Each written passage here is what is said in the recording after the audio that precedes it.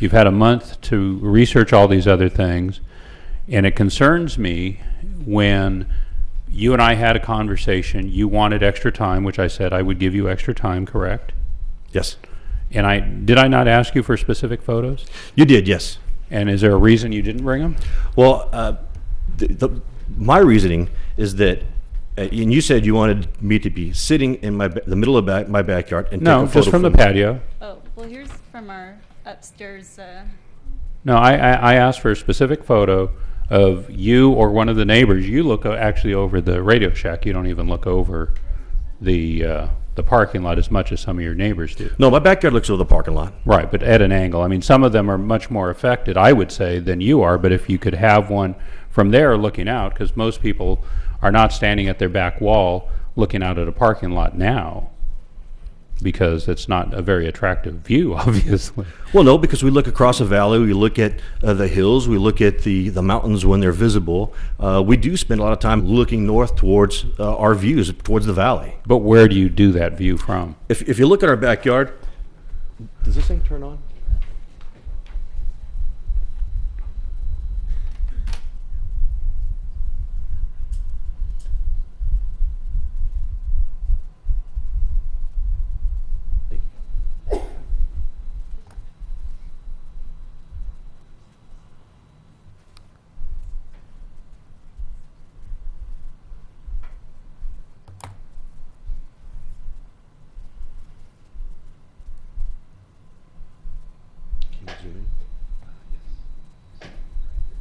Mike, can you blow that up a little? Good, thank you.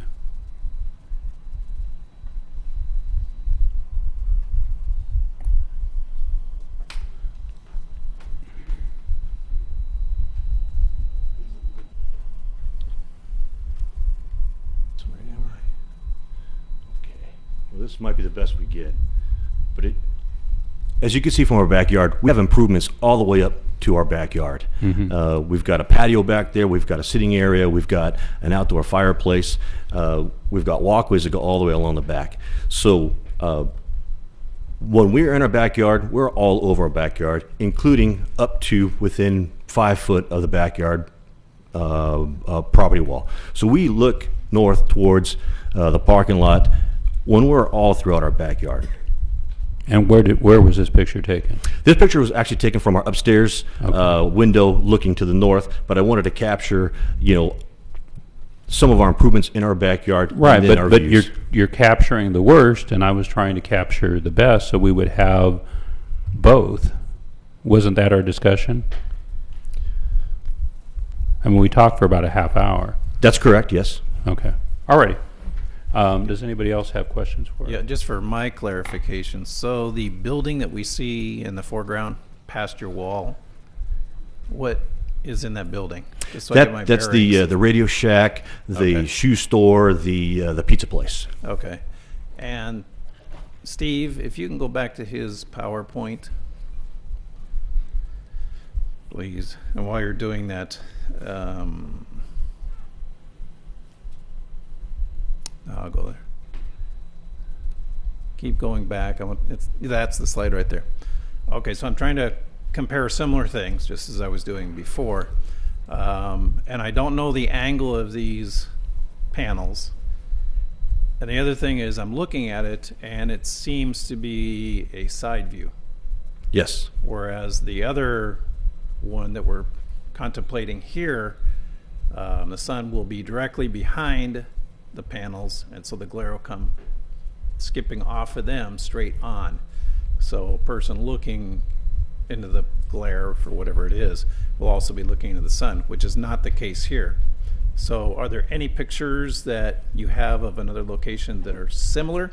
Because this one to me is not similar, if you understand where I'm coming Correct. Yeah, that picture there was just a photo that I got off the internet that shows glare off of a solar array. I think the photo that you're talking about was a photo that was in the other presentation, and I talked to Solar City about that as well, and they said, well, the sun will be coming from behind the solar arrays. So if you look towards the direction of the sun, you're going to see the sun and the glare off the solar panels. And I said, yeah, that's probably true.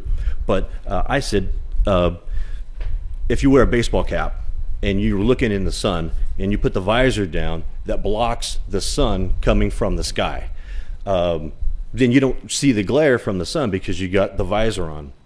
The challenge we have here is if it skips off something on the ground, like a solar canopy, not only do you have glare coming from the sun that you can cover from the visor, but now you have to cover it up from the ground view, which is a new source, a new location of glare. So even though the sun is in line with the glare, there are two separate locations, one from the sky and one from the ground. And it's the one from the ground that's the additional source that's going to be that glare nuisance. Okay, so it'd be like, to make somewhat of an analogy, it'd be like going to a lake and the sun's directly ahead, so you can wear the cap, but you're going to get some of that glare Right off the lake. bounce off that, thus avoid the lake. Correct. Okay. And then in regards to these solar panels that are proposed, are going to be 18 feet below your property lines, roughly, and they're tilted at a 5% angle. At what point during that glare period would a resident encounter the glare? Would it be at their back door? That's a good question. I don't know. I think as soon as that solar canopy becomes in view within the backyard, that's when you're going to see the glare. So if you're standing at the very back of your property, you're going to see it. But as you walk back towards the house, there might be a point in time where that solar canopy is no longer in view. Right. And it's probably at that point when you're in your backyard that you won't see the glare. But if you're in an upstairs balcony, or if you're looking out of your back window and you're elevated above that, you're going to be subject to that glare for a lot longer time frame, or a lot more distance or whatever. Right. And the reason I'm asking the question is most people tend to sit in their chairs nearest their back wall, under their patio cover and things like that. So as you progress out toward the property line, the Walmart cliff, or however you want to phrase that, I'm just interested at what point you would pick up that glare, and obviously you don't know it. I don't know. So yeah, I know.